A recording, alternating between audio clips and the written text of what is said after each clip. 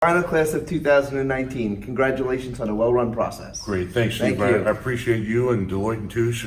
Pretty cool that the Pro Football Hall of Fame has the money to use the Lord of the Rings style trick photography to make President David Baker look so much bigger than that normal-sized man. It's like when Gandalf would be standing next to Frodo, but this sort of looks like a giant James Gandolfini standing next to Bilbo. Welcome to That's Good Sports Hall of Fame edition. I'm Brandon. I'm going to have to invent my own Hall of Fame perna, and even then, I am not a lock to get in. I'm a lot like Pat Bowlen, without the billions of dollars. Great at what I do, impeccable sense of fashion, a born winner, and yet I have to wait much longer than I should to be appropriately recognized. But that all changed for one of us last night as Pat Bowlen was given the Hall of Fame credit he deserves. A hell of a ball game today.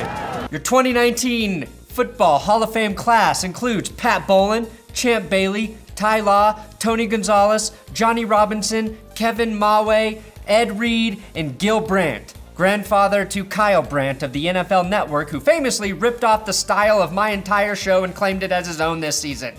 You're lucky my grandpa was in the Mafia and not the NFL, Kyle. Otherwise, I'd be ripping off your shitty YouTube show. As excited as I am for this class of inductees, there's one glaring omission. Steve Atwater. Legend Steve Atwater doesn't get in yet again. Champ Bailey goes in ahead of him. Ty Law goes in ahead of him. It's like, I kind of finally know how the Manning family feels when they watched Eli Manning win his second Super Bowl. It's like you're really happy for your son, but you're disappointed that it didn't go to the better son. I do need to give a Hall of Fame shout out to Rob Martin from Twitter and his fiance for getting hitched via a That's Good wedding. Probably gonna curse the marriage, but I love that you guys watch this show. That's Good Sports, Hall of Fame edition.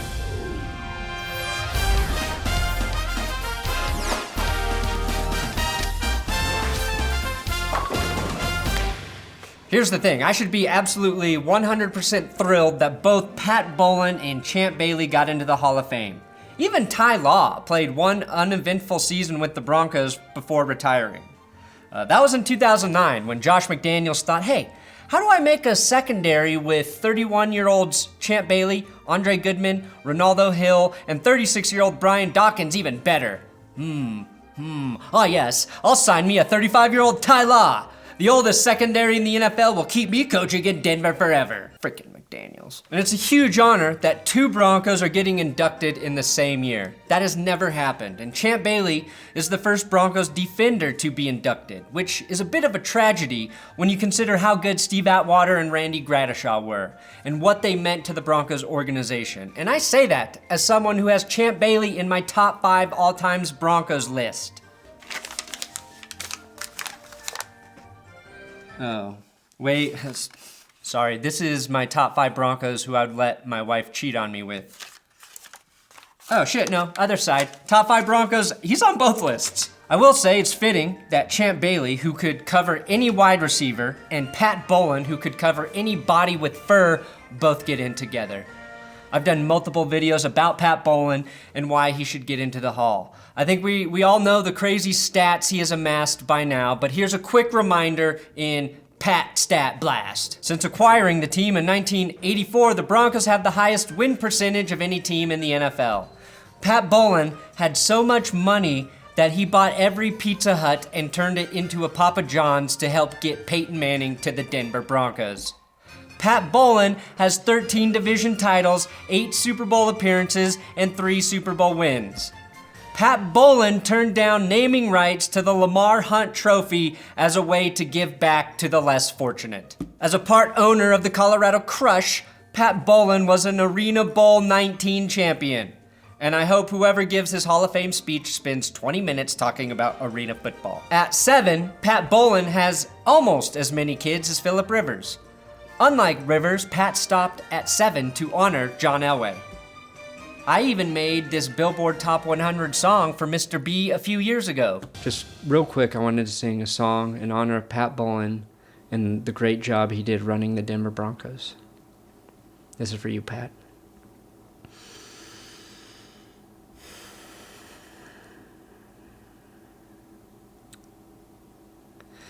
The Denver Broncos are the best team that I ever knew. The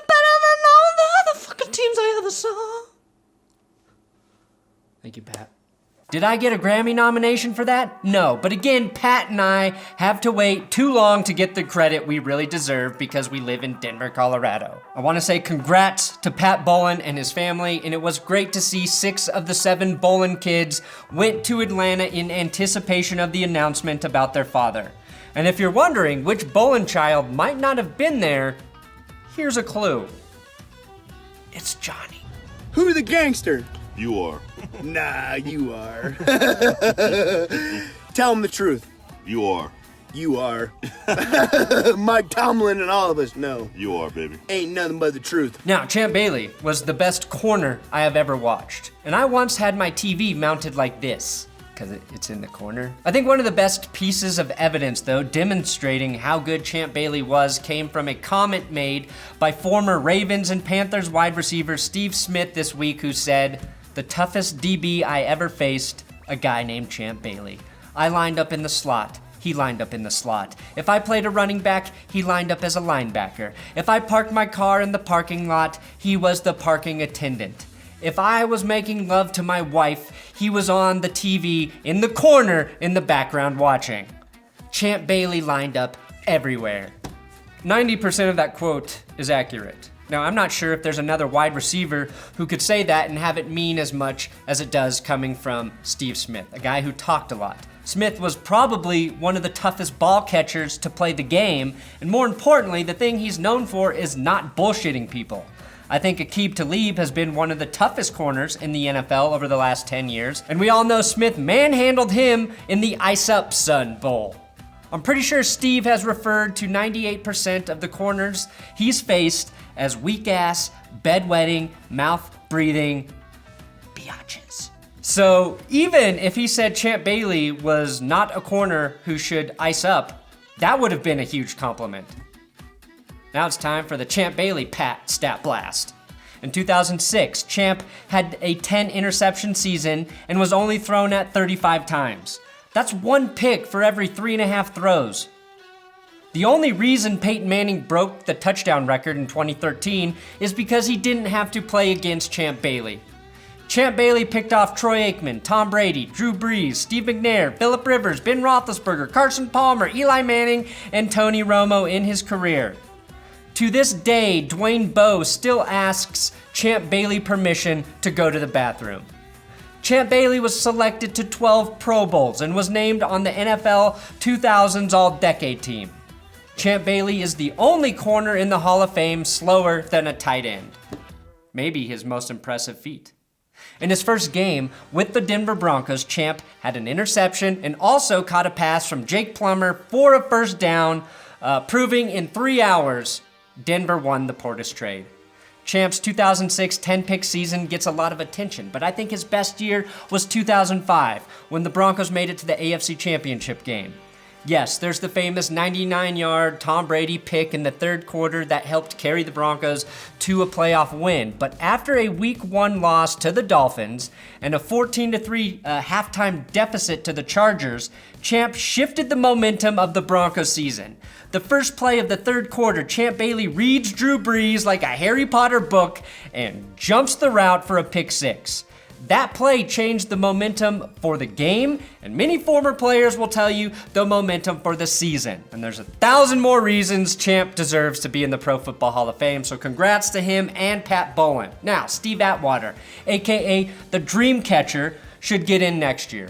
I honestly think he was a victim of the Hall of Fame class having too many players in the secondary.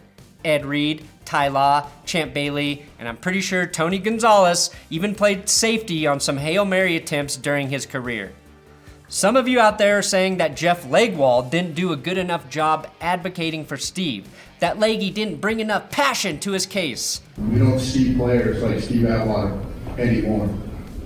The game has changed, but we have to honor those who played the game before it changed. And Steve Atwater, in my mind, has long been a Hall of Fame player, and there is no tougher road out of this room or even into this room than being a defensive player and a safety. Now let's be honest, Jeff was probably fucking tired by the time he got around to Steve. I mean, he had to give speeches for Champ, Pat, maybe a little bit of John Lynch, and probably 10 seconds for Ty Law, much like he did for former Denver Broncos receiver Jerry Rice. So I wouldn't be too hard on Legwald. There's so much evidence in support of Champ that the only way he wouldn't have got in is if Jeff passed out in the middle of his speech or revealed that Champ kneeled during the national anthem. However, I guarantee if they let me in that room, not only would Steve Atwater get voted in, but he'd be unanimously named new commissioner of the NFL. And my speech might go a little something like this. Hi, I'm Brandon Perna of That's Good Sports, and I'm here today to discuss why Steve Atwater should be in the Pro Football Hall of Fame. Steve Atwater has 2 nicknames. That's how good he was. First, the Smiling Assassin. Think about that for a second. The Smiling Assassin, a nickname that means this safety will kill you and then smile. Murder on the field brings this player joy. That is equally impressive to Ed Reed's nickname, Speedo Killer. Because we all know Ed, he would kill you, then undress you, and put you in a Speedo, and then take pictures of your body in the Speedo and send the photos to his next week's opponent. Ed always loved photography. But Steve had another nickname, the Dream Catcher. And that's because he ended the Nigerian nightmare. And I'm not just talking about that hit on Christian Okoye. I'm talking about how Steve Atwater single-handedly helped end decades of military rule in Nigeria in the late 1990s, while also making key plays in the Broncos' Super Bowl wins. 1,180 career tackles. That's more than Ed Reed by nearly double, more than Champ Bailey, more than Ty Law, and also the same number of times the New England Patriots have been caught cheating. Steve is a 2-time Super Bowl champion, was selected to 8 Pro Bowls, and was on the 1990s All-Decade team. And that's why Tom Brady is not the fucking GOAT. Sorry, I'm crossing wires in my brain again. One of the side effects of smoking DMT and having an extremely high IQ and hate for the Patriots. But I think that would help Steve get in. That's what I'm saying. Like Atwater, I've already given more examples than I can remember as to why he should be in. But I think what Ed Reed said about him on Bleacher Report makes a better case than I ever could. I pray to God that Steve Atwater gets in. If I get in and he don't get in, I'd rather give my space to him. Well, Ed, you gonna do it? You gonna give up your spot for Steve? Fair's fair. Fair is fair. Unless you're the Saints, of course. Instead of giving up your spot, just make sure you start your speech in August advocating for Atwater to get in 2020. The thing I respect most about the all-time leader in interception return yards, Ed Reed, who at 2 minutes and 20 seconds had the shortest discussion period for this year's class, is that he spells Reed R-E-E-D, the way it should be spelled, unlike that elitist Andy, or the way them learning books says it should be. Ed Reed told Andy Reid there's no I in Reed when he took one back 107 yards against the Eagles in 2008. And that's why I am mostly happy that Champ and Pat got inducted into the Hall of Fame. As a Broncos fan, I am truly grateful. And this is why Ed Reed is better than Tom Brady. Thanks for watching another episode of That's Good Sports here on Super Bowl Sunday, probably. Share this video with your all of your wives' friends. I tend to do very well with the female audience once they find me. That's a lie. And yes, Super Bowl recap will be coming. Maybe some Super Bowl commercial vids. I don't know. Depends on how depressed or happy I am after the game.